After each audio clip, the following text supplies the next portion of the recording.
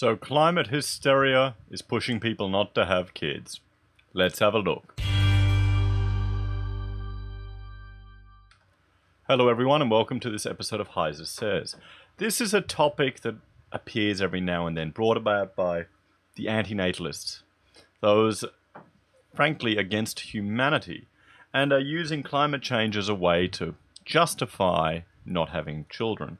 Now, children are awesome. They're great. They change your entire life and your entire perspective. Hungary is now setting it up or implementing changes where if you have 4 children, you never pay income tax, or the women don't pay income tax the rest of their life.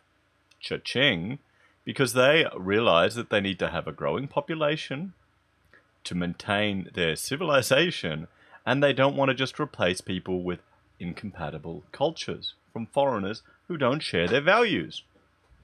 But, you know, Hungary's an evil authoritarian state with hardly any terrorist attacks compared to its European woke neighbors, but I digress. So let's look at this article from, Triple J, the hack. We can't be surprised. 1 in 3 women under 30 involved in environmental groups are so worried about climate change and the future of the planet, they are reconsidering having kids, according to a new survey. I wonder if that's just a post-justification because they're horrific SJW women who no sensible man will want to go near. Perhaps. What do you think in the comments, guys? This far into the article, let me know if you agree with my interpretation and we'll go in. So, the survey focused on women's views on climate change ahead of this year's federal election and found 9 out of 10 were extremely concerned about the issue. Wow. I think I need to look at some videos on climate change. For women between, sorry, I keep saying women, for women between 30 and 39, well, see, even when you're hitting that point, when you're hitting 39, your kind of opportunity to have children is fast, let's say, vanishing. It's getting much harder. They're not your fertile years. That is not the traditional fertile range of women to have kids. 22% they were reconsidering having 1 or more children because of the climate. Wow. Or because of climate change. Well, maybe it's because your ovaries may be drying up at 39. Sorry, girls, you got to start young. Life isn't a fantasy. Over 6,500 women were quizzed for the survey, which was conducted by the Australian Conservation Foundation, and 1 million women. You'd think they'd get their 1 million women in their organisation there to be able to do the survey. Wouldn't it be a lot easier? I'm joking. Here, let's look at this picture. There are no jobs on a dead planet. Well, okay, yeah, there are. The people working on the moon. We'll get there. And those space Nazis are still there. Watch Iron Sky, everyone. The sequel's coming. So, 28-year-old Felicity Lockhart, who studies sustainability at university, that's a warning sign, said climate change is a major factor in her thinking about the future, and it's the same for her for having kids. Okay, now, it's interesting, all the sustainability and environmental scientists I've met and dealt with, a lot of them just write reports. They just have to write reports and management plans and things like that for these projects and construction jobs and things like that. So, they're doing their bit. They're fighting for the climate.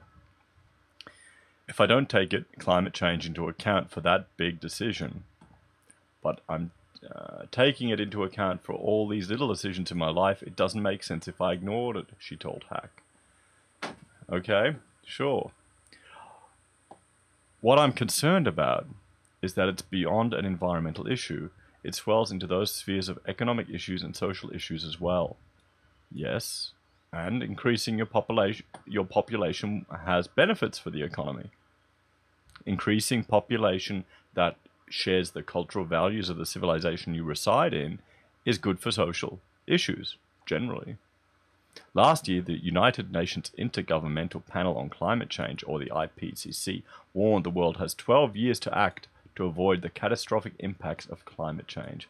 Didn't we have these warnings in the past over and over again? Weren't we being encouraged to act about this years ago? I remember being a child in the 80s and seeing, or being genuinely scared of what I was seeing on the TV about climate change.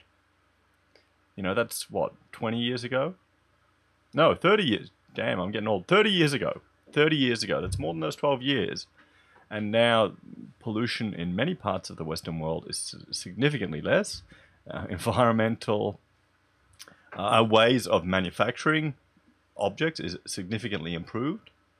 But that doesn't stop the hysteria. It does not stop the hysteria. I really think a lot of people are just emotionally responding to the fear. And people are using this fear. Because why? Because there's money to be made. People can make money. They can make a career out of this. Even if warming was stopped at 2 degrees above pre-industrial levels, humanity would be fine, and civilization would continue, and the world would be fine. The world will still be facing more extreme weather events, more bushfires, more droughts and floods, rising sea levels, and the loss of almost all of the world's coral reefs. I doubt that, honestly. I seriously doubt that we would lose all the world's coral reefs. You'd just have coral that would adapt. Or it would die and grow back, or new species would come back. You know, the world isn't some static little ball that has just been this temperate climate through all its history. It changes. There's been ice ages in the past. There's been drastic temperature changes around the planet. So, and you know, our coral reef that's meant to be dying here in Queensland, it's not. It is not. That's a lot of false advertising, some fake news. All this would happen in your children's lifetime. Sure it would. Sure it would. This is interesting. How to cope with eco-anxiety.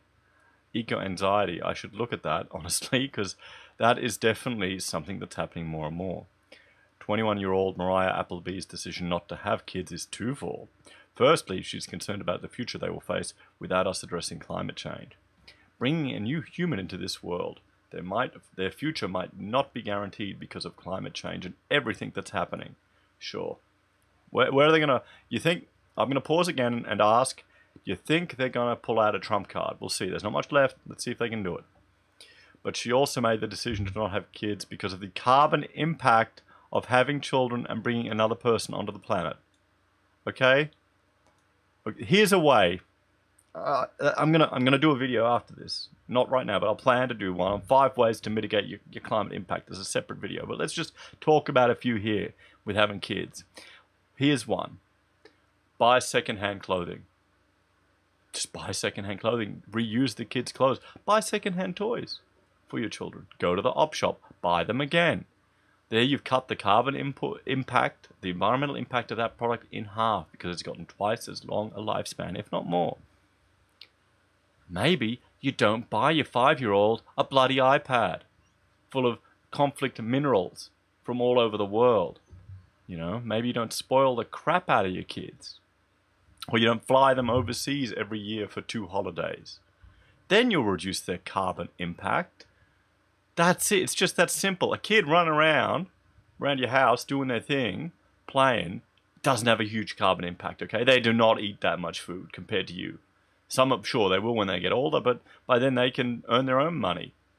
It's just, this is just stupid thinking. It just shows a very limited understanding of the actual systems implications of what they're talking about. They've just been spoon-fed this greenwashing BS, and I saw it at university. I saw it in architecture. We had this greenwashing subject where it was just always the same bloody stuff, and then every architectural student would design a green vertical farm with solar panels on it. And I'd argue, well, why can't we design a shopping center if it's going to have a positive impact on that local community and employment? That'll be better for the environment in the long term. Or why don't we put a nuclear power plant and then use it to help desalinate water to irrigate crops? That could have a good environmental impact. Still managed to get a 7 in that subject. So, the planet can't sustain that many people we have now. Yes, it can. It's doing very well. We've got a significant amount of food wastage. So bringing in more people is even more unsustainable, she told Hack. Now the problem is, these people will essentially stop themselves from having kids, but then they will advocate for people coming from, let's say, civilizations or nations that have a low human development index, which has a low impact on the environment, to countries which have a high human development index, more industrialized Western countries, at an incredibly rapid, unsustainable rate, which causes cultural issues, but also has significant environmental impact issues because it's happening so bloody fast. So, what are you going to do? You're going to stop having kids, but then let in all the refugees to kind of completely negate the entire point of your argument, or are you going to be sensible about this stuff? So it's just insane.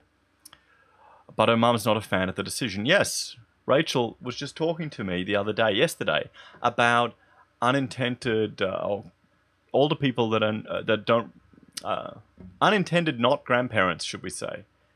You know, they'd always expected they'd they'd get married, they'd have the kids, and then they'd be grandparents in their older age. But, you know, one of their kids isn't interested and the other one can't. Left it too late. So, boom, no grandkids. And that's happening more and more these days. So my mum really wants grandkids, but I'm like, sorry, you're not having any.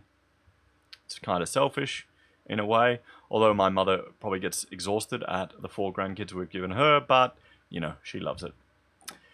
What? Oh, here's a good one. Here's a good one for all of you to share. Now, if you raise your children, you spoil your grandkids. If you spoil your children, you raise your grandkids. Okay, share that one. Thumbs up if you like that little line there. So the Australian Conservation Foundation survey focused on women, as research shows women will be disproportionately affected by climate change. Wow, so climate change is a woman issue. It's a SJW feminist issue. Oh boy, well, they haven't pulled in Trump yet, and that Australian women are more likely than men to recognize climate change. Sure, well, they also believe in the gender wage gap and other fairy tales like that, so whoop-de-doo. You know, I honestly, personally, I think climate change is such a slow-moving issue. We can't even predict the weather accurately in a day, and we're trying to predict it in 100 years' time. It can all be adjusted by simple economic factors that aren't even accurate either. And our technological progress in the last 100 years has been so drastic that pathetic little changes we're doing now are going to be laughed at in 50 years' time. You know, it's just going to be laughable. So we're pretty much hampering our economy, particularly here in Australia, for no bloody reason. But people feel good. And women like this won't have kids. And then they'll be sad old cat ladies. So it's this feminist garbage. It's creeping into this. And it's ruining lives. In Hack's What's Up in Your World survey of 11,000 Australians aged 18 to 29, women were doing more than men to help the environment. Sure they were. They were probably, you know, getting cushy air-conditioned jobs and writing reports. You know, that's helping the environment. It won't have any impact at all in reality, but still. And women were more likely to feel negative, of course, it's emotionally based, about the Earth's future. 73% of females were slightly or extremely negative about it, compared with 56% of men. Well, you know what that means? Men need to eat more soy. Or maybe it's an evolutionary response. Women will always have women's intuition. They'll be more concerned with the safety of their children, the offspring, the environment around them. That's just nature. Men, by nature, take more risks all the time. In today's survey, only 2.8% of women said they hadn't been impacted in any way by climate change. Could you let me know in the comments, guys, how you've been impacted by climate change? In reality. Okay, I'm talking here in Brisbane. It's bloody hot, stinking hot day. That's not climate change. That's called a season. Well, actually, it is a climate change. The climate's going from one season to another. But I guess I've had to do more reports for my architectural projects. We've had to add more things to houses and insulation and stuff that'll take 20 to 30 years to pay off. My electrical bill has gone up because of climate change, because they're moving to unsustainable power generation systems. So those are mine. Why don't you share yours? Let us know in the comments, guys. So let's have a look at this map here. This is showing birth rate. I got it from Wikipedia, so it's, you know, generally accurate. So you need to have a 2.3 or 2.1 around their birth rate to maintain your civilization. Okay? So the world, Western world, is kind of screwed. And I wonder why France is so high. Can you hazard a guess? Can you hazard a guess? You know? And then let's go down here. This is the map of Human Development Index. It's just a way to essentially see the level of technological and cultural, civilizational development of different nations. Now, what's going to happen when you take a whole bunch of people from maybe this light, low development and shift them up here? what will happen? I wonder, will that have an impact on the environment? Even people from here, or even from these countries to here, what difference will that have on the environment? Okay? So border protection, ensuring the sovereignty of your nation. We need to stop these people coming from these low HDI countries to high HDI countries. It's bad for the environment. It's bad for the environment. Do you reckon that argument will work? So guys, thanks for joining me for this episode. Please like, share, and subscribe. Ding the bell if you want to see my daily updates. And yeah, have lots of kids. Don't let these hippies win. Take care for now.